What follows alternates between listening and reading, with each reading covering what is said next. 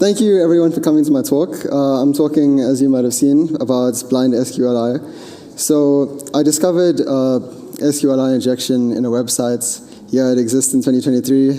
Surprise. A bit about me. Who am I?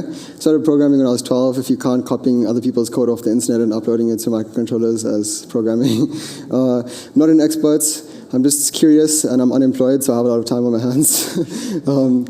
During my first and only year at Wits, I learned about the SANR and CSC, as you might have heard Heloise talking about in the other conference room. And that started my cybersecurity journey. I came second with my team. We tied for first place in the Jeopardy challenge, but somehow we came second. I don't know.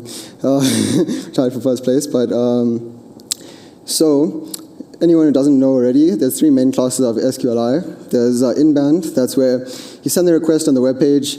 Your data comes back right on the same web page. So in the same channel, you send your query. The data comes right back. Easiest type to identify and exploit. Inferential. That's where you send a query, but you can't see the exact output. You can't see error messages. All you can see is some kind of vague error message, at least. You can infer what that means yourself.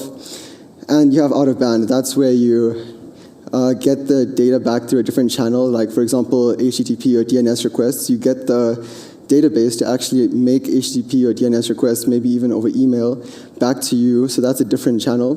That's how you maybe would exfiltrate data if you have a blind SQLi. So inbound. We have different types of inbound SQLi. We have stacked, we have add-on, error-based. You might have seen this. The most common way to test is with a little quote. And you can also try a quote or 1 equals 1. That will tell the database if it's checking any products with the name Hammer. It'll say, is there any products with the name Hammer, or is 1 equal 1? So the statement will always be true and you'll get every single product. And with inbound, of course, you'll get all the data out right back in that same web page. So you can say, hey, can you select all the products where the name is Alice, and also give me the username and passwords from the user table, thank you, completely unrelated, like random, yeah. So it'll just add it. Union joins two data sets together. You have your products table, and then right underneath it, as if it was part of the products, you'll have your username and passwords, just nicely there for you to see and use non-maliciously. Out of band, you, as I said before, you can get your data back in DNS requests. So this is a screenshot from a Medium article. I was too lazy to fire up Burp Suite. Everyone knows it takes like 3 years to open. This is a SQL statement that has been injected into a query on a website that sends a DNS request with the version of the database, which you can see at the bottom. Does my mouse show up? Yeah. So you can see it's 10.3.16 MariaDB, and that is a DNS request, but that domain obviously does not exist. It's just for exfiltration purposes. Inferential SQLi. So if you see this kind of error message on any website that you use, you should probably stop using that website. It's not going to be very secure for long. Unexpected error hasn't occurred. If the problem persists, please contact webmaster.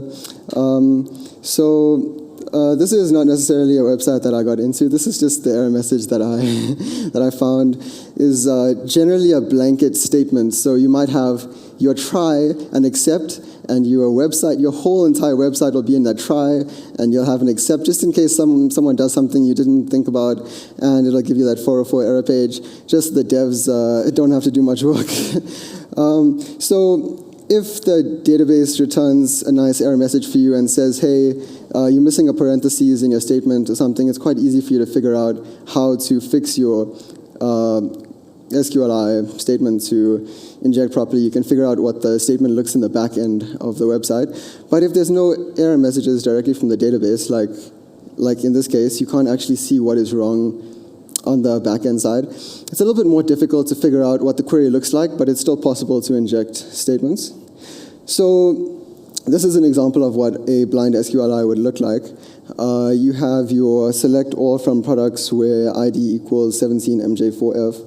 And a Boolean-based blind SQLi would look like that this right here. So in this case, this website is accepting user input and is passing it through to the website's backend through a GET request.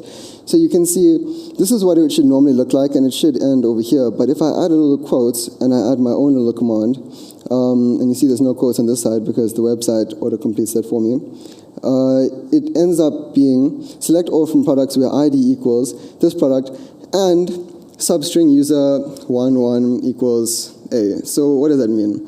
That's asking the database, is the first letter of the database user the letter A? There's a small character A. And also return me the product page. So if it is a letter A for the first letter of the database user, it'll give me that product page back, because if it wasn't, then there would exist no item in the database where that query is true.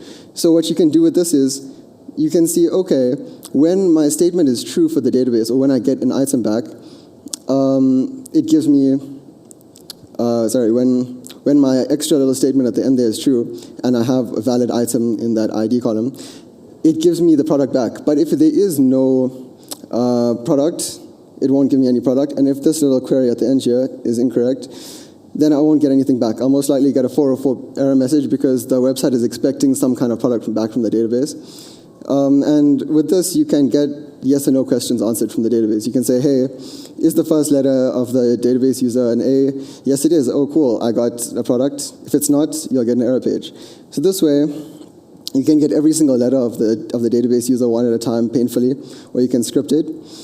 And there's other ways to do this. You don't have to just rely on true or false. If your website is fast enough, if it's efficient and it's not really bad, you can use a wait for. So if your statement is true, the website the database will get your information. It'll wait 5 seconds and then return back to you.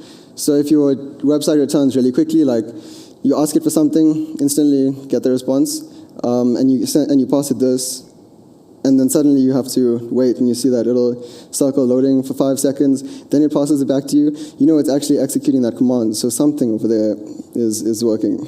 Okay, bypassing filters. So as you've probably seen in all of these slides, I've used a single quote to exit out from that little input, that string input. So why don't we just filter out all quotes? We just say, okay, user passes a quote, remove it from the input, we sort it, no more SQL injection, right? No. So if we use a numerical field, if we're using a numerical field for our SQL query, we don't need a quote, because you don't need to have quoted strings for numbers. Everybody knows that. And we can use a union statement, in this case, with no quotes to dump all of the users if it's in-band. So this is where my journey begins. I was learning about SQL injection and some advanced techniques because nobody sees in-band injections anymore. That's really 2000s. If you have an in-band vulnerability on your side, you should probably fix your shit right now. So I was learning about blind SQL injection, and I found this website that I used to use a lot. It was ASPX.net, really bad, uses those like default input boxes, default buttons, everything looked really not well put together. So I noticed some weird behavior about the website when I would put a quote in some areas, or if I just did something that would give me an error page, and in a regular like modern website should not give me an error, like a blanket error page. It should just not, behave badly. Just if you search for products and you put a quote, it'll just return either no products or do something normal. But I didn't know, looking at the site for the first time with this knowledge, that I would go on a journey that would take me through OSINT, trying to find IT, which sounds easier than it actually is at a company that is quite large. And I tried to disclose this vulnerability multiple times with no success. So let's start this. Firstly, there were a couple pages on this website. There was a login.aspx, as the name suggests, it's a login page. And it posts the credentials that you enter into these text boxes to the backend. So you'll say, okay, username, password, you'll say maybe admin, sends a post request with that and a bunch of other stuff like session ID, whatnot. And that didn't seem very vulnerable. I tried injecting quotes, I tried a bunch of things, and either it's extremely secure and that's just like one section of the site that people are really focused on security, or maybe I'm just not skilled enough yet to get through that part of the website. So I focused on other things. I looked at the stock site, and I sent some queries through. It's used a GET request, so I could literally just change the URL at the top. Sorry, I don't have a lot of pictures. I had to finish this up yesterday. So I tried an all 1 = 1, semicolon, dash, dash, that comments out the rest of the query because otherwise it'll just break. So the website actually did break, and it didn't give me everything. I couldn't see what it was doing because it just gave me that blanket statement. I couldn't use a in-band SQL injection. If I could, that would be a lot easier to exfiltrate data, so you'll see later. So I'm just going to ignore that because I'm running a little low on time. So product info, that's where it really got very interesting. It sent a GET request with apparently no sanitization. Single quote breaks the query and gives me that custom error page from before. Looked delicious because it was just a single quote this time, unlike the last page. And when I tried single quote or 1 = 1, semicolon, dash, dash, I got every single product, all the images, like it actually had, I don't understand how it worked, but it had like a next, almost like it was designed to allow you to do this. Like maybe they used like a framework or some kind of like template, but yeah, that was very funny, I thought. So it seemed like we had in-band SQL injection. Unfortunately, none of my union statements work, and I got really bored and I almost gave up. So yeah, I later concluded that they must have been using some kind of templating. So when you send your query, it goes to the database. The database returns it to the front-end framework. So maybe something like Flask. Obviously not this. It's using ASP.NET. And what it does is, what I'm guessing it does is, it has an HTML template, and it expects a certain values, certain fields. So it expects price, item name, minimum quantities, etc. And it expects those values, and if it gets any other values, it just breaks.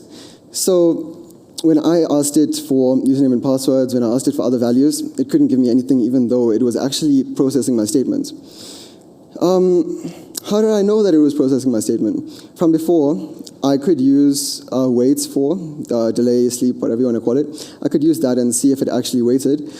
But unfortunately, this slide was very fucking slow. It was like extremely bad. It was, I don't know who wrote this, but it seemed to get every single product no matter what query you used and then filtering afterwards, something like that. So I could not use this. Luckily for them, this badly designed website actually prevented people from using this method of figuring out if there was blind SQL injections, so they got lucky. And another way is asking true or false statements that you know the answer to. So you can ask a true statement. You can say, hey, give me this product information, and also is 1 = 1. 1 is always equal to 1, and it will give me the product page. But if I ask it, hey, give me this product page, product information, and 1 is equal to 2, it is going to break no matter what, because even if that product exists, 1 is never equal to 2. So I knew that it was actually processing my query as commands and not just a value for like a search. So using blind SQL injection, what can you do? I can only ask yes or no questions, like is the length of the database user string more than 5 characters? Is the first letter of the database user an A? Is it a B? And how is this useful to me? Okay, maybe I can get the name of the database user, but what does that do, right? Well, we can script some things, find out what databases exist, what tables exist in those databases. I found 25 databases. I don't know why they had 25, that was super unnecessary. And the tables, things like customer information. I didn't put this in the slides because they're going to be put online, and a little bit of this is kind of illegal, but it is being recorded, so that's probably not very smart. So anyway, I'm just realizing that now. Okay, so they did have 25 databases, and they had a lot of tables like customer address, customer names, employee emails, and that was very useful because I tried to contact the employees later and it was very difficult. Dumping the whole database. Yes, I could do that through blind SQL injection, but that would take years. And another very interesting thing that I found was, Well, XP shell was enabled, and in MS SQL 2016, that was very useful, especially on a 2022 Microsoft server, and the database user was privileged, so that was very fun. So I could get interactive command shell, and from there, after a little bit of fiddling, I could get reverse shell. I mean, I could, didn't necessarily do that because that would be illegal. Responsible disclosure. So on the website, they had, I'm running a little bit over time, but hopefully the person that's supposed to speak next is late. Yeah, oh, thank you. So webmaster mentioned on the website. Surprise, nobody answers that email. Contact us page had sales accounts, web orders, emails, nothing. OSINT, to harvest more emails, I tried a bunch of different methods. I learned some methods from, what's his name, Heath? Yeah, from the PNPT certification from CCM Security. Heath Adams, yeah. So I learned a little bit of how to find emails for a certain domain, and I used that knowledge to find the CEO's email, to find a bunch of other people's emails. Nobody responded. LinkedIn, found the CEO, found the IT department, found a bunch of people in the IT department. Nobody answered their LinkedIn messages. Dumped the employee emails from the database and messaged everybody and said, hey guys, I have RCE on your Windows 22 server. Anybody care? Nope, nobody cares. So phoned the head office 3 times. First time, nobody picked up. Second time, receptionist picked up, sent me to the IT department, and the IT department didn't pick up. Third time, I got through to the IT department, and I went through a couple of levels of people. Finally got through to somebody that said, their supervisor is busy at the moment, but they can take a message. And I told him about what was wrong, and he said, hey, we're actually looking for somebody to remake our ASP.NET website from scratch because we know it's pretty bad. And I said, okay, cool. Asked me if I can help. I said, yeah. I told him to send me an email, and we can have a meeting, figure out what he needs, requirements, etc. Never got back from me. So. Unexpected outcomes, lack of company response to every communication channel. It was quite surprising, especially since when I got really tired after like a couple of months, I started sending them like stuff that, you know, would probably shock some people, but from like emails that wouldn't dox me. Different levels of security sanitization across the website. Login page seemed to be a lot more secure than other pages, which means that whoever set up the database didn't realize that there's something called a union statement or like anything else where you can actually get like stacked queries, which is another thing that I used. And I'm surprised they actually did encrypt the passwords in the database, well, hashed them, and they were MD5, but still they were hashed. So, and in conclusion, I found out that you should probably not go directly to the company and send them an email with your personal email, telling them about the vulnerabilities you found completely legally. Yeah. So you should probably go through a third party. So if anybody here finds stuff on websites, what I've been suggested is that you go to someone like My Broadband or go through a third party that can actually communicate on your behalf so you don't get yourself in jail. And all companies can have vulnerabilities regardless of the size or income of the company. It doesn't matter how big the company is. Bigger the company is, the larger the attack surface, and you'd assume that they'd have better security, but that's not always the case. Q&A. Anybody have any questions? Thanks for that. In terms of your blind SQL injection automate, did you ever at some stage try to utilize SQL map against it? Was it ineffective? I did try and utilize SQL map, but because SQL map is such a general tool, they would get all the information. So for example, it would send a query like it would have a lot of overhead, firstly. So it would send a lot of queries that it wanted for itself, for its own purposes, for making itself faster for the future.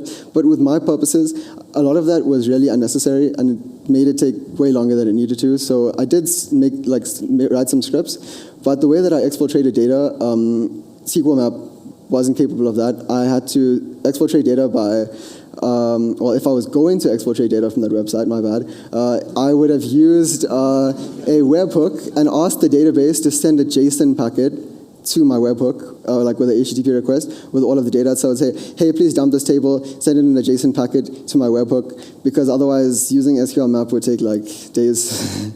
Yeah, there's like hundreds of thousands of products in that website. Yeah, and you. Yeah, so my question was, is this on? Hello? Can you hear me? Okay, cool. My question was, firstly, all of the SQL injection was blind SQL injection, right? There was no straight in-band. Yeah, I couldn't find that. They had that blanket error page which really stopped you. For sure. My other question is, did you use straight up character comparison in your blind SQL injection? Well, I did when I was starting out, like when I was just testing to see if it existed. But when I wanted to find out a little bit more before I went to out of band, I used kind of like a binary search where I used like more than, less than. So instead of saying A, B, C, D, I'd say, is the ASCII value of this character more than 100? Is it more than 50? And I can get kind of like a general area, and Have you tried?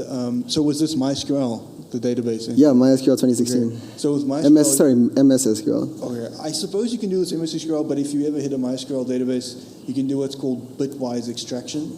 You substring a character, you get the bit value, and you extract the bit string instead of guessing the actual character.